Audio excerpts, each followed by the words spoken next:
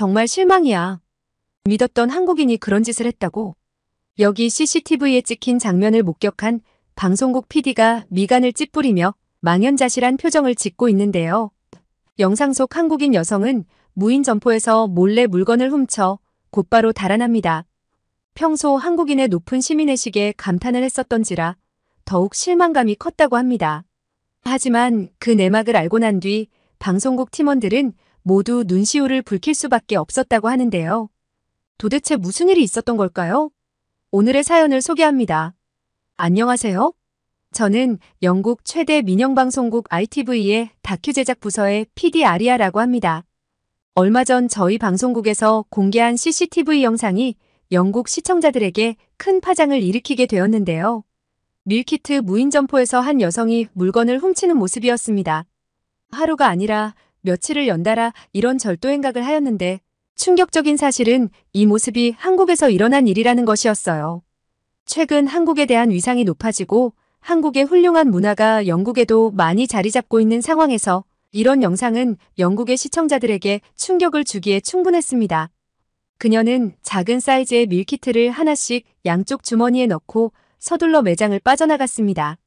여러 무인 점포를 돌아다니며 10차례 이상 절도를 한 것이 밝혀졌죠.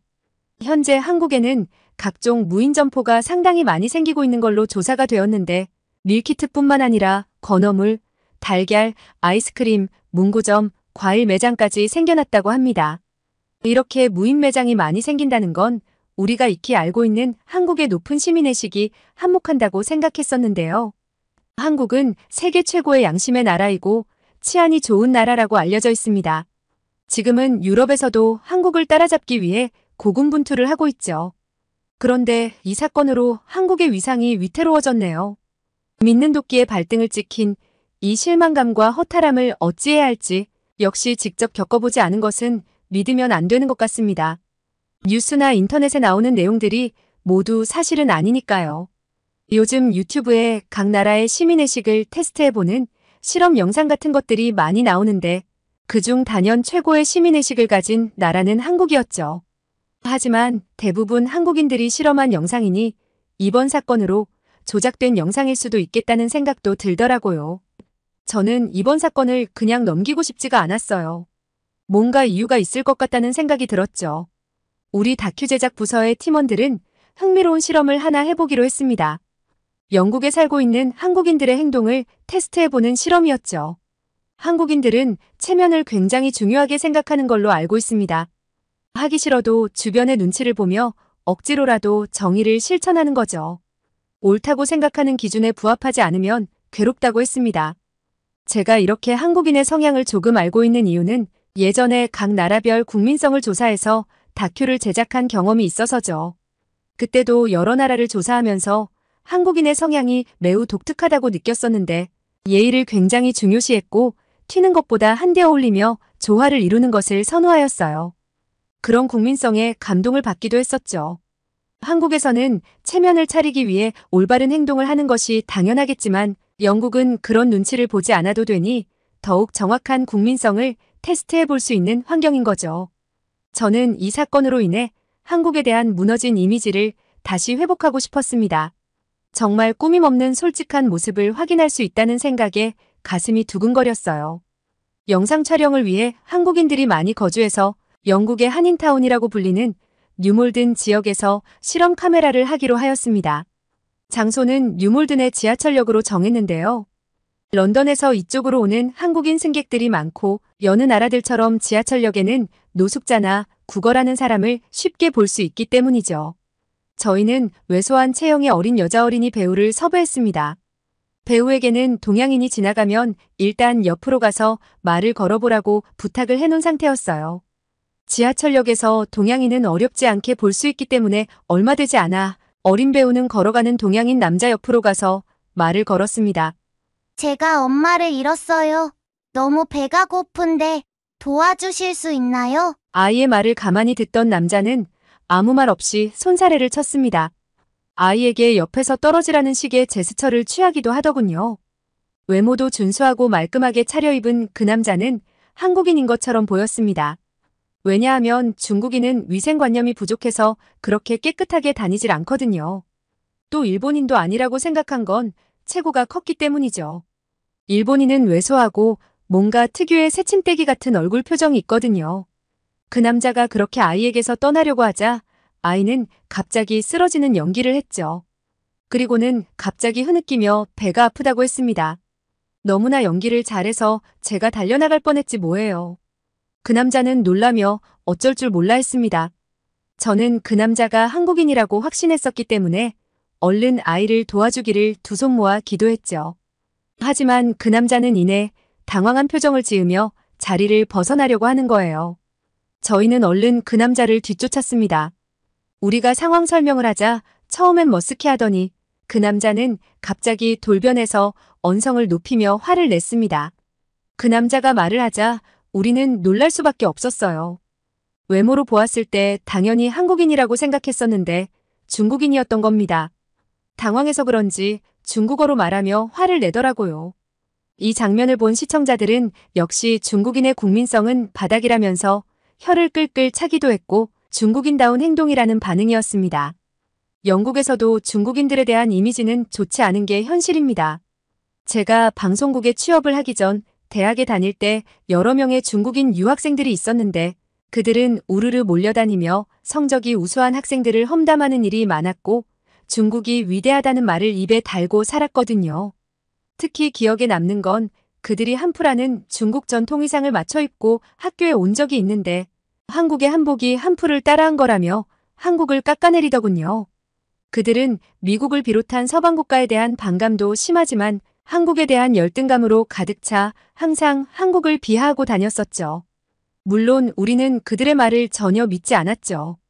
그런 비방의 말들은 하루 이틀 하는 소리가 아니었기 때문에 모두 그들을 무시했습니다. 어쨌든 첫 번째 테스트는 중국인으로 확인이 되어 우리는 장소를 옮겨서 다시 실험 카메라를 켰습니다. 지하철역을 올라오면 사거리 번화가가 나오는데 노숙자들이 줄곧 지나다니는 길이기도 합니다. 이곳은 범죄의 우려가 있는 장소이기도 해서 저녁이 되면 사람이 거의 다니지 않죠. 저도 영국 시민이지만 영국의 치안이 늘 아쉽습니다. 한국처럼 치안이 좋은 안전한 나라가 되기를 언제나 바라고 있죠. 바로 그때 동양인 여성이 지나갑니다. 우리 어린 배우는 그 기회를 캐치하고 그 여성을 붙잡았습니다.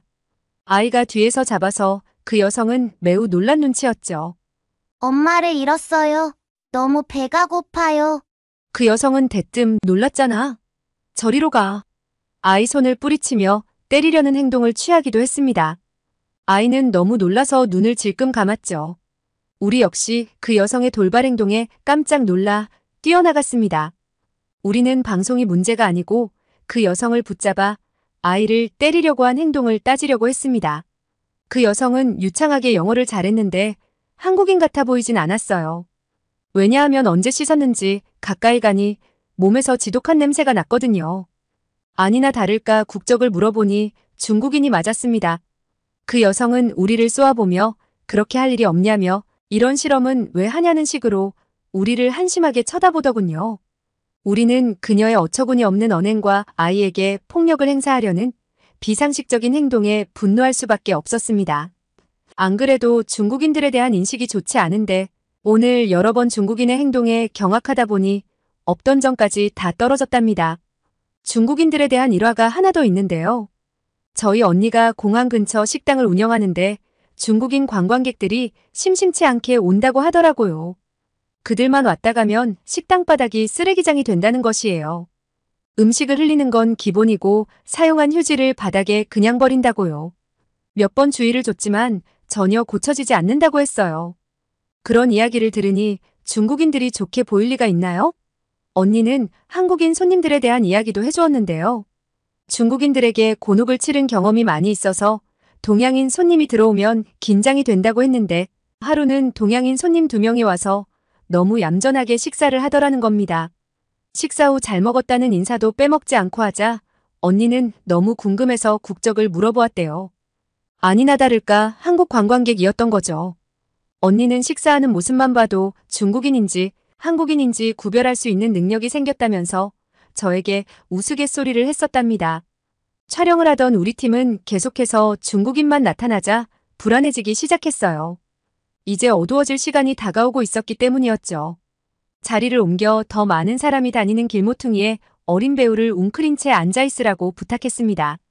오늘 실패하면 내일 다시 촬영할 생각으로 마음을 비우고 있던 그때 드디어 동양인 남자가 지나갔습니다. 그 남자는 아이에게 말을 걸었는데요. 아이의 눈높이에 맞춰 앉아서 대화를 시도하는 것 같았어요. 엄마를 잃어버렸어요. 너무 배가 고파요. 불쌍한 표정으로 아이는 남자를 바라보며 말했어요. 그 남자의 손에는 포장한 샌드위치를 담은 가방이 들려 있었고 아이를 가만히 보더니 그 샌드위치를 선뜻 내미는 겁니다. 갑작스런 호의에 아이도 많이 놀란 눈치였어요. 아이의 손에 샌드위치를 준 것도 모자라 상점에 들어가 물을 사와서 물까지 주는 것 아니겠어요? 그러면서 아이에게 친절하게 묻더군요. 엄마를 어디에서 잃어버렸니? 엄마 전화번호를 혹시 알고 있니? 남자는 아이를 쳐다보며 엄마를 찾아줄 생각을 하고 있는 것 같았죠. 아이에게 이런저런 질문을 하면서 어떻게든 도와주려고 노력하는 모습이었어요. 아이는 남자의 갑작스런 질문에 당황한 나머지 전화번호가 적힌 쪽지를 남자에게 보여주었어요. 혹시 모를 상황에 대비해서 저희 팀장님과 제 전화번호를 쪽지에 적어 옷주머니에 넣어줬었거든요. 저는 엄마인 양 전화를 받고 고맙다는 인사를 하고 곧 가겠다고 말했죠. 전화를 끊고 그 남자는 아저씨가 바빠서 엄마가 올 때까지 같이 있어주지는 못할 것 같아. 샌드위치 먹으면서 엄마 기다리면 금방 오실 거야. 날씨가 추우니까 이거 하고 있어. 같이 있어주지 못해서 미안해. 라고 말하며 자신이 하고 있던 목도리를 아이에게 둘러주고 떠나려고 했어요. 그 모습을 지켜보던 우리 팀은 모두 눈시울이 붉어졌어요. 아이도 연기를 하면서 진짜 고맙고 감동적이었는지 울먹이며 고맙다는 대답을 하더라고요. 남자가 가려고 하자 아이의 두 번째 씬이 시작됐어요. 배를 움켜잡고 아픈 신용을 하는 것이었죠. 남자는 잠깐 미동도 하지 않고 있더니 얼른 아이를 들쳐업기 시작했어요. 병원으로 갈 모양인 것 같았죠. 우리는 더 이상의 촬영을 중단하고 그 남자에게로 달려갔어요. 갑자기 여러 명이 우르르 나타나니 남자는 많이 놀란 듯 했어요. 우리는 신분을 밝히고 실험 카메라였다고 고백을 하였습니다. 처음에 만났던 중국인 남자처럼 화를 낼까봐 잔뜩 긴장을 하고 있는데 아이가 아픈 게 진짜가 아니라서 다행이라며 안도하는 모습을 보이는 거 아니겠어요? 우리는 그에게 아이를 왜 도와줬냐고 질문을 하였습니다. 그러자 그는 도움이 필요한 사람을 보면 도움의 손길을 내미는 것은 당연한 일이라며 한국인이라면 다들 자신처럼 행동했을 거라고 했어요. 대화를 하다가 한국인이라는 것을 알게 됐죠. 역시 한국인이었어요. 영상을 본 시청자들은 한국인의 이런 모습을 보고 한국인들의 국민성은 진짜 알아줘야 한다면서 입이 마르도록 칭찬을 하였습니다. 이렇게 선한 사람들이 많은 한국에서 살고 싶다는 반응도 많았어요. 한국인의 선행은 다른 여러 나라에서도 알려진 내용들이 많은데요. 오래전 이야기이긴 하지만 필리핀에서 있었던 일입니다. 햄버거 매장에서 누추한 차림의 노인 노숙자가 계산대 앞에서 전전긍긍하고 있었대요. 가게 직원은 노숙자에게 빨리 주문하고 계산을 하라며 보챘고 노인 노숙자는 배가 고프지만 살 수 없으니 우물쭈물하고 있었답니다. 그 모습을 본 한국인 학생 정씨는 지갑에서 500페소, 한국 돈으로 약 12,000원을 꺼내 노숙자에게 식사를 대접했다고 해요. 이런 정씨의 선행은 페이스북을 통해 퍼져 필리핀 언론의 주목을 받았습니다. 정씨는 인터뷰에서 친할머니가 생각나서 선행을 베풀었다는 말을 하며 당연한 일을 했을 뿐이라고 했죠. 그 당시 영국의 여러 매체에서 보도를 해서 알게 된 내용이었어요. 미국에서는 이런 일도 있었죠. LA 폭동 때 한인타운 대부분이 파괴되고 타버리는 끔찍한 일이 있었는데요. 그때 흑인들이 직접 나서서 지켰던 한 상점이 있었습니다. 그 상점의 주인은 주민들에게 마마라고 불리던 한국인 여성이었는데요. 그녀는 15년 동안 상점을 운영하고 있었고 친절과 인성이 남달랐다고 합니다.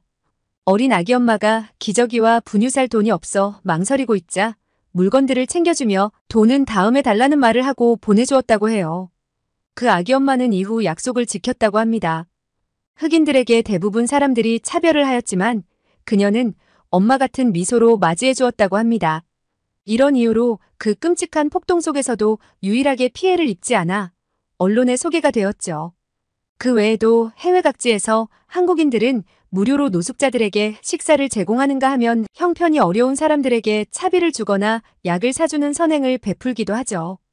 이 밖에도 너무나 많은 한국인의 선행 스토리가 있고 각국의 선한 영향력을 펼치고 있습니다.